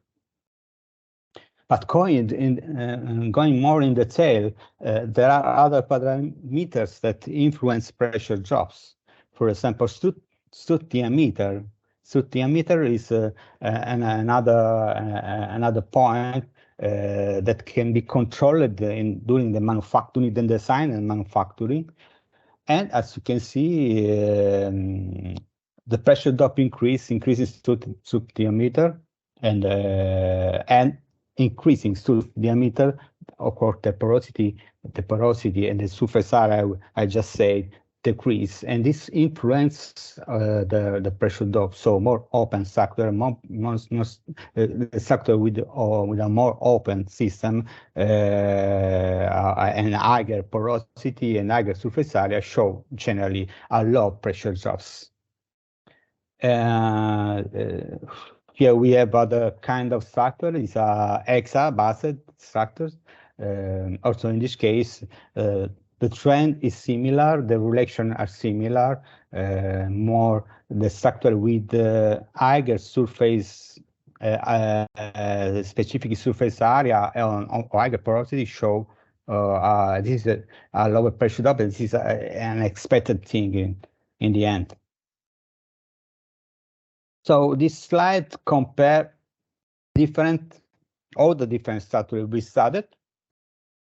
And as you can see, BCC sample shows the low pressure drop together with Kelvin sample. The POX with complex network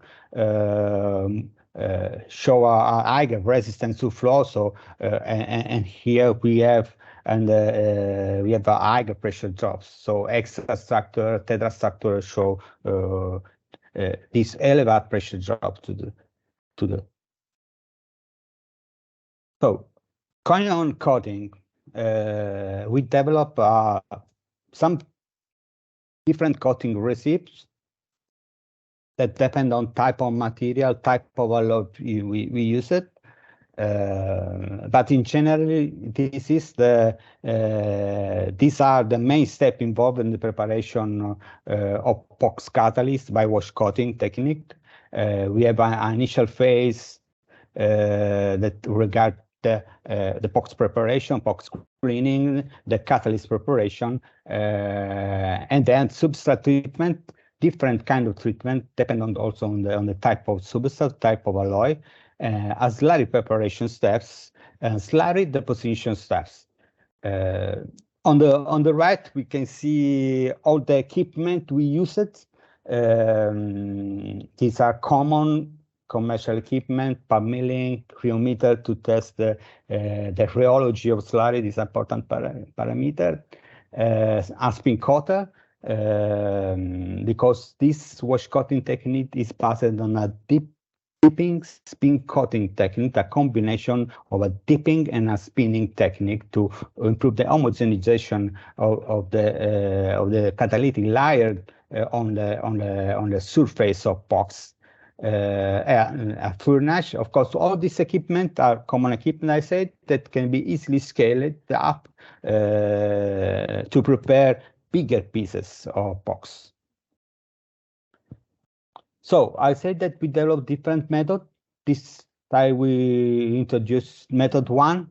It's a method we used for aluminum alloy box, in which we have an initial support pretreatment surface that means a surface cleaning and a thermal treatment in order to generate anchoring point on the box, alumina anchoring point on the box, and we'll show you something more in the next slide. In parallel, we have a slurry preparation. This is a consuming time step. We use bulk milling to obtain a perfect slurry for the deposition with the proper properties. And then we have a wash coating, but first to the deposition of catalyst, we choose to make a deposition of a primer. These are like adhesives, a very thin adhesive layer that help to improve the adhesion between the metal box and the catalyst. Then in the end we have a slurry deposition, a dipping spin coating method. I said, and we repeat coating and fresh dyeing, coating and fresh dyeing in order to obtain the desired amount of catalyst loaded, and with a final calcination to consolidate everything. This is one method. This is the it's really method number 1, but it's method number 2. This here we have a mistake. This is also the method is very similar to method I showed before.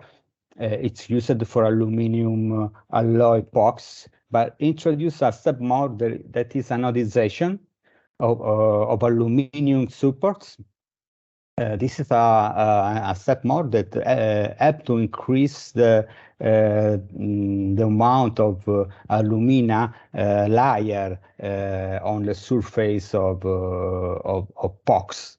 And then I will show you why in the next slide. And the rest of the method is similar. We have all the steps I showed before.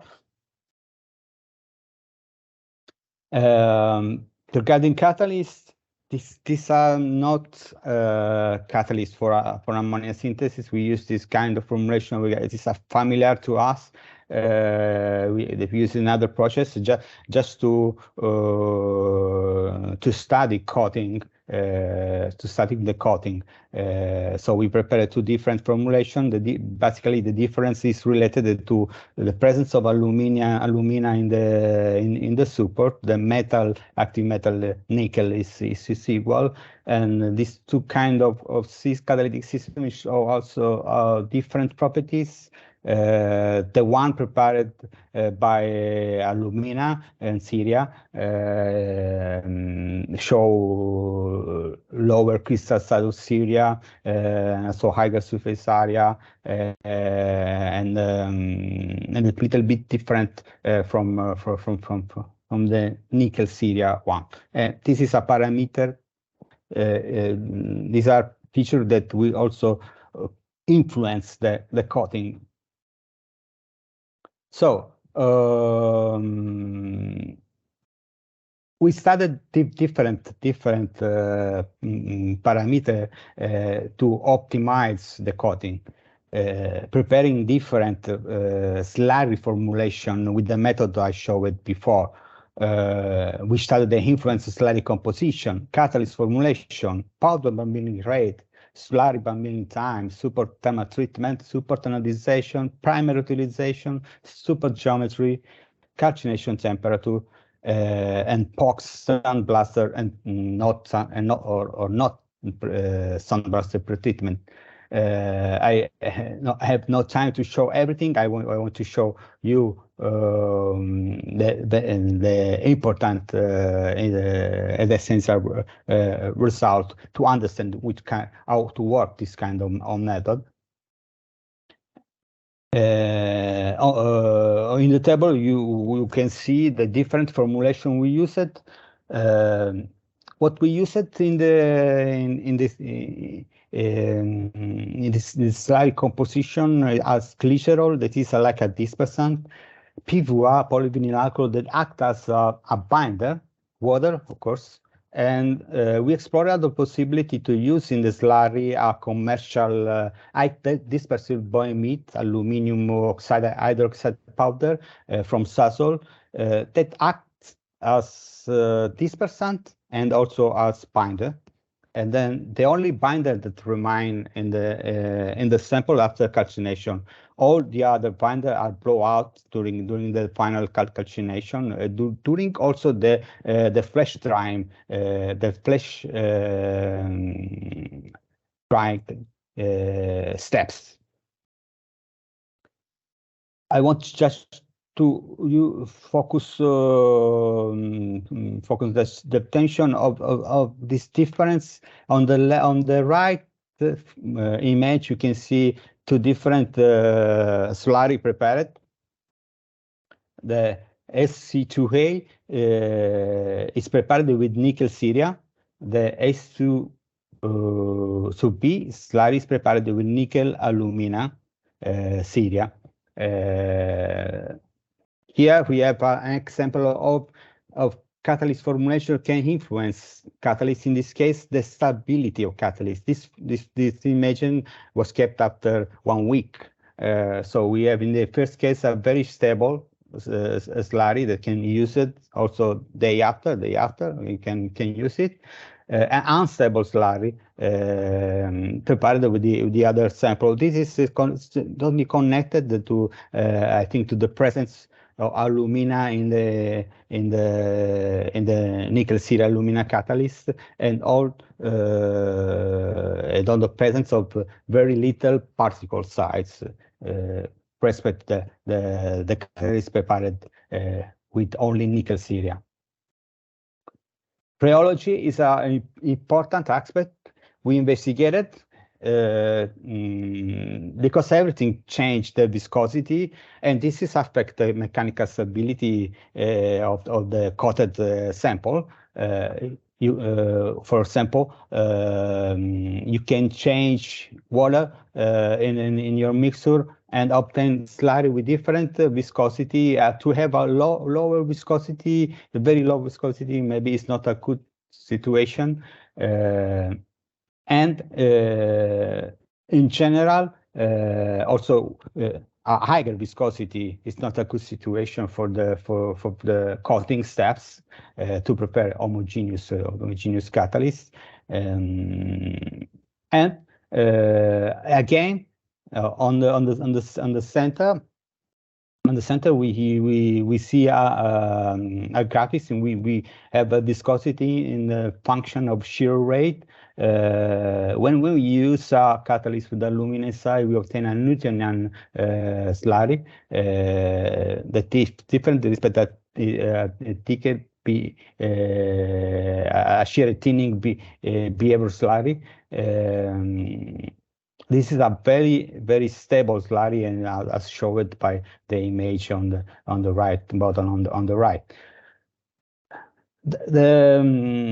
It's also interesting if we use this spiral, again alumina, if we introduce disperal in our slurry composition, we obtain always a Newtonian slurry. And this is an interesting parameter that helps, and I will show you in the next slides, help increase the mechanical stability of system, because this act as a binder is something that remain in the final consolidated sample, but act also as dispersant during the preparation of slurry, and help to obtain a Newtonian behavior slurry that works better than shear retaining behavior slurry. So, regarding the mechanical stability, here we studied the slurry composition influence, the superthermal treatment influence, the catalyst formulation, and the utilization of primer, the disperal P2. But what we can see that thermal treatment is an important step to increase the mechanical stability. Thermal pretreatment of the POX sulfur. This helps to increase the mechanical stability because generate a thin aluminum layer on the surface of POX, and also the utilization of primer before the start, the deposition of catalyst help to improve. So actually this number you see in the central graphics are a very interesting number, considering also that we test this catalyst in a sonication in a sonicator system. This is a very practical test for catalyst. Catalyst like this never see this kind of this kind of ambient during the activity. The technique is almost reproducible. When in fourth step we obtain the final catalyst, the final structured catalyst, the desired loading, that actually is about 0.1 gram per cubic centimeter. So I say that the mechanical, the heat pretreatment is important, and we make some ADX analysis on surface. So if we saw that at 300 degrees centigrade we have an increase of oxygen layers. So that means an alumina formation. It's a simple treatment in a furnace, in open furnace, in calm air.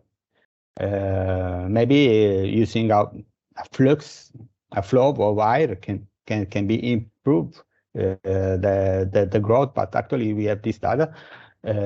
If you increase temperature, increase also a little bit the amount of oxygen in the surface layer, but the structure start to destroy. I just want to remember that we are working with aluminum alloy, so we have to be careful with the temperature. The second method we used the anodization after thermal treatment. So we make thermal treatment and then anodization of the aluminum alloy to increase the layer and to test, to check if this an increased layer of alumina can help to improve the mechanical stability of the system. And really we have good results in terms of, yes, the answer is yes, the mechanical stability improve a little bit. We have 3% against 4.16%, but this is a very consuming step. It's a complicated step that use sulfuric acid, and you need an special equipment.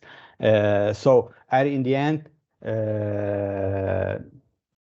we can speculate on this, but from practical point of view, maybe it's better to use method number one. So I can show you that HADAX, analysis release say that we have a large increase of oxygen in the surface. This, of course, helps the mechanical stability, help to improve the adhesion. But this steps is not so good practically. And then we also observe that the structure destroy, change its configuration. So maybe it's not from practical point of view, maybe it's not a good method to use, especially for the scale up. Another things I want to show you is the use of dispersal that I said before. This is an interesting material. Dispersal boehmite. It's aluminum oxide hydroxide. It's a commercial material. You can prepare aqueous solution in easy way with this material. It can be used as like primer before the coating to coat the catalyst, or we can be used as a component of the slurry, and in this case act as a dispersant during the preparation and as a binder during the coating and after the calcination. And as you can see, if we compare the two samples, the sample number 19 and number 28, we have a drastic reduction of material loss during the mechanical stability test. From the rheological point of view, the slurry is again Newtonian slurry. Newtonian slurry it's interesting because if we consider the dipping and the spinning phase separate, at lower shear rate we have dipping, at higher shear rate we have spinning. In this case, the properties of slurry is equal independently of the shear rate we apply. This is, in our opinion, is an aspect that can help to control the homogeneity of slurry deposition. The last step I want to show you is the influence of geometry. This method seems to work well independently of geometry. Of course, a more complex system is a little bit difficult to quote it and show a less stability respect to the BCC system. So we have to address better this aspect in order to reduce the catalyst loss, but also this number 12% of loss. So catalyst is not a great number, it's a certain number, and you can handle very easily your material. This is kind of structure, don't losing material during the loading of reactors. So in the end, also this side valve, if is this as high value is acceptable value for the stability in terms of stability for practical application. I mean. So here we have some image of slurry, deposition, and of some image of PCC and Kelvin box prepared after coating, after calcination steps and everything. So what we see is a homogeneous distribution of slurry, of catalyst, sorry, and here we don't see any kind of clogging phenomena at this loading. We applied the equal method to different materials, nickel alloy, POX, that is a different material, but the method is equal, and also the approach is similar, because we saw with thermogravimetric analysis, at the gravimetric analysis, that there is an increase on mass, increase in temperature. It starts at 800 degrees centigrade. At this increase on mass is related to formation chrome oxide and other chromic chromic nickel space on surface. So we are following the same approach. We make a treatment of the surface to generate a layer that can works better for the coating. So we have 3 different cell types structure,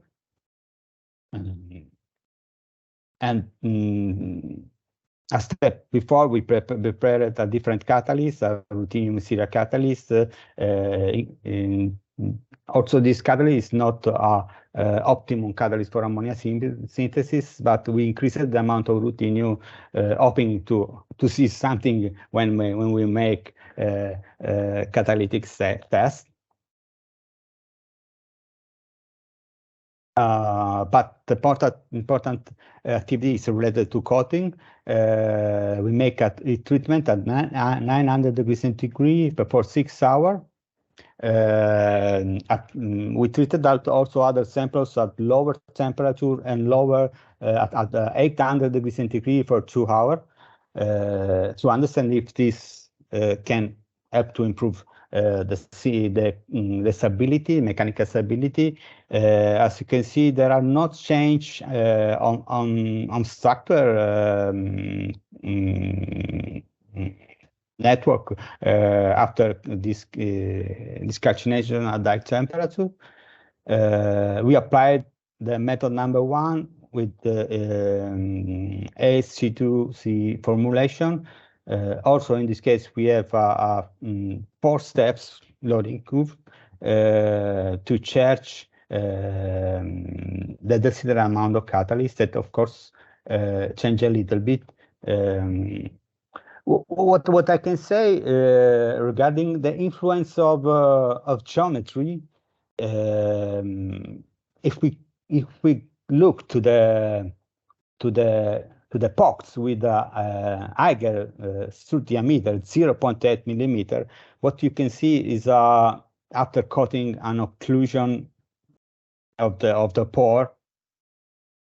So maybe this kind of design is not so good, not only in terms of pressure drops, but probably also and we have to test all these 3 samples. We tested just one, and I will show you next slide. But probably the last one, the sample with higher strut diameter, is not so good for coating due to the occlusion and clogging phenomena, as you clearly see. Regarding the mechanical stability, what we have that is the higher temperature treatment and help to improve a lot mechanical stability respect a lower heat treatment with lower time. So I would like to show you some very preliminary catalytic activity. I repeat, this is not grid formulation for ammonia synthesis. We have time to explore the activity of sample prepared with the proper catalyst developed during the project. But what we did at the end is use one of our test facility, microscale test facility, modify it to go high pressure. And we tested this catalyst, this structured catalyst, varying the temperature between 300 and 500 degrees, varying the pressure and varying the space velocity. But we obtained that it's a not wonderful data, not fantastic data, but I think that this depends also of the formulation we use it. But in general, these results are in line with the conventional catalyst used for ammonia synthesis, commercial catalyst used for ammonia synthesis. The performance increase, of course, we increase in temperature, increase in pressure, and also one of the advantages of this catalyst, this kind of structure, is the possibility to work at very high space velocity. It is help to increase productivity, of course, and maybe help to increase to get the target, can help out to get the target of the project. This is a kind of process intensification. In the process intensification system that is a membrane reactor. But so we have a high pressure, 15 bar. We have a more or less 55 millimolar of hydrogen per gram of catalyst per hour produced at high temperature. Of course, the situation is not so good at lower temperature and at lower pressure, as the kind of graphics show. But in the end, this catalyst can be used. So what we have to do is to coat a better catalyst to improve the performance. Now the work is in progress for the scale up. So we are ready in our labs, bigger equipment that can increase to manage more catalysts, and that can help to manage also bigger pieces of box that we received from AMBHER. In the next weeks we start with this activity. So I hope to have some results to show next meeting.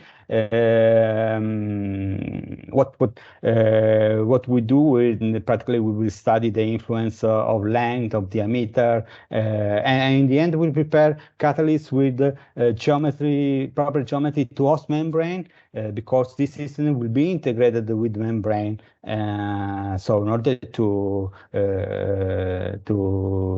test this catalyst in a membrane reactor, I said this is an intensification in the intensification. There are two intensification in this kind of reactor: membrane coupled with the structured system.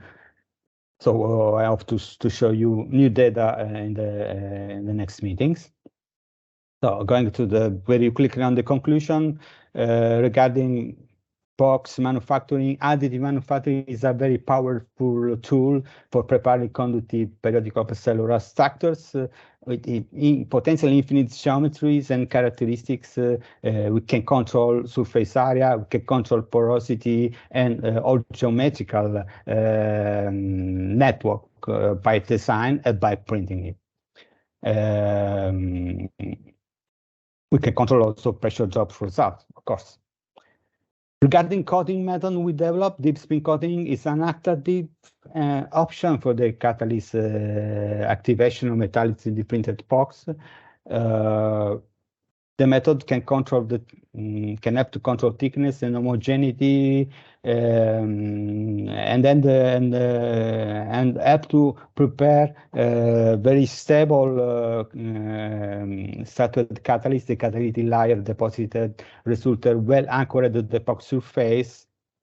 So what we learned is the presence of anchoring points, thermal or anodization pretreatment, or pot of the primary utilization during coating or in the slurry preparation are all things that helps to control better the coating procedure. Yes.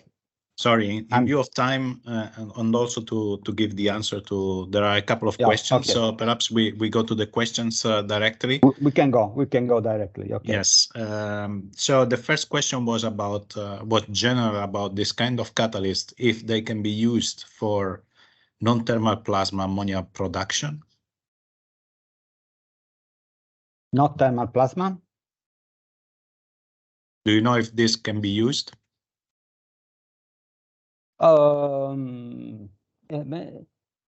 It's I think yes, can be used.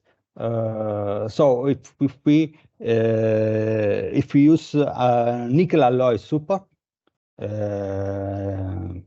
instead of aluminum support, in this case we have a system, a catalytic system can resist a very high temperature.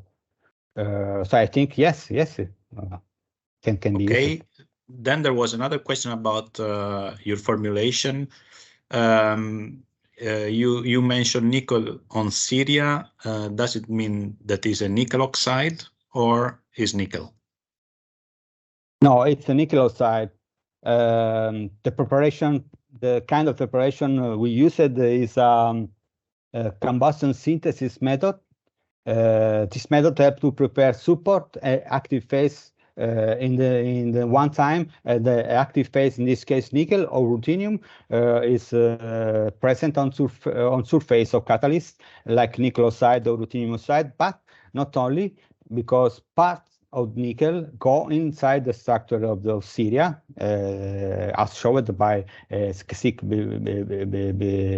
partner before. So we have a solid solution combined with a nickel oxide dispersed. Then we make a reduction to obtain nickel, metallic nickel, before to go with catalytic test. Okay. Then there is another question, or is a comment. It's a comment to the question. The comment is that at 300 degrees or low temperature, there is very small difference from what is reported in literature. So what is the benefit of using this kind of structural material, especially at low temperature? Can you comment on that? Yes. In general, metal structure support helps to improve heat and mass transfers during reaction. If we consider that ammonia synthesis is a exothermic process, so removal of heat, it can be also considered during the process, and had to have a matrix, a metal matrix, can help to improve the heat distribution along the catalytic bed, and also the heat removal in axial direction. There was a lot of study on this, especially for other processes like reforming process, like methanation, TMA synthesis. So the configuration we propose is a new configuration, and actually on ammonia synthesis, there are not so much paper in literature. I think it's not paper in literature on the utilization of this kind of system, especially for integrated with the membrane. Okay, there is another question. How do you measure the viscosity of the slurry and the particle size of the catalyst? The viscosity of slurries, for the viscosity of slurry, we use a rheometer. That is a dedicated equipment to measure a dynamic viscosity. This is at the base of rheology, and give us information how to change the viscosity, increasing the shear rate. We use a dipping method, but we combine to dipping method also a spinning method. So we use a very high rate to obtain a critical homogenization of the slurry. So it's necessary to us to understand the rheology. So what is important is not for us a simple viscosity measurement. This can be optimized in the end. We can make a measure of simple viscosimeter, but we need to have a dynamic viscosity information. And the particle size? Sorry, the particle size is a simple. So we measure the particle size. I mean the particle size of the catalyst, synthesized catalyst using X-ray information. But if you mean particle size of powder or aggregate of powder, actually we don't have a method, but there is no method based on light scattering. So to obtain information on this, that is very important also for obtaining a stable slurry. Yeah. And then the final question, can iron oxide be used to make the foams? In this way, then you have already catalytically active support. Yes, this is a very interesting question, a good question, because we tried at the beginning use a commercial iron-based catalyst. That one used for AMBHER process that we have in our labs, but it's very difficult because I think maybe ferromagnetic properties of iron influence the slurry preparation. This is a very simple method. We use it, the aqueous method. We don't use organic solvent and anything of very complicated substance. So at the end, for us, was almost impossible to coat this substrate using a commercial iron-based catalyst. Sorry, I have a question for Peter. If Peter is. Yeah, so I'm here. Because looking your presentation with my colleague, I'm thinking the possible interaction.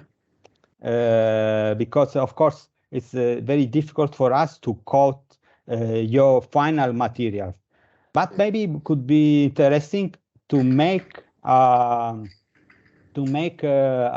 deposition of graphite or carbon and then transform carbon to graphite and send you sample for the activation, and then you can send back a sample to us. There is maybe a problem of stability during the delivery. It depends on the dimension of the foam, because we can really put these particles there. But we transfer this sample most of the time. We have sent to our collaborators also MPI this work package, and also we're trying to send also to those at UCRI also for measurement, so we can really store this sample in a very good way, transport it without exposure. So that should be fine. Yeah. Okay. Yes. Thank you very much, Antonio, Peter. Thank you all the presenters. Before closing, perhaps Antonio, you can stop sharing as well. I want to remind that this is the first webinar of AMBHER. There will be another one in December about membranes, and then in January about sorbent for storing hydrogen. And in January, there will be also winter school together with another project. So stay tuned. The presentation, the video will be online, and we will try also to share the presentation with you. And I want to ask